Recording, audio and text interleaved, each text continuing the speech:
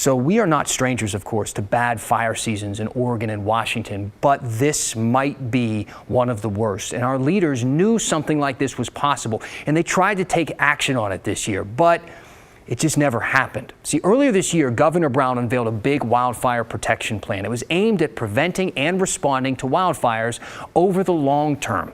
Lawmakers, they even formed this new Senate committee dedicated to tackling this exact legislation. But then the walkout happened. You probably remember this. Back in February, Democrats and Republicans, they couldn't reach an agreement over cap and trade, the climate bill. So Republicans walked out over this for the second year in a row to stop a vote, and Democrats ended the session. Almost nothing passed overall, including 4 wildfire bills that were on the table.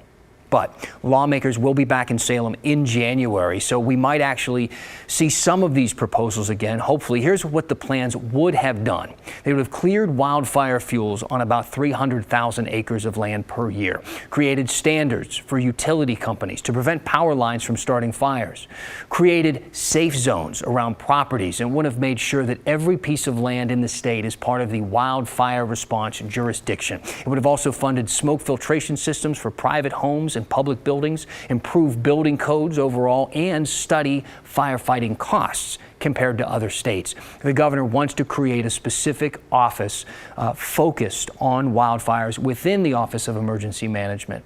Her office told us that they do plan to introduce something similar next year. Now, it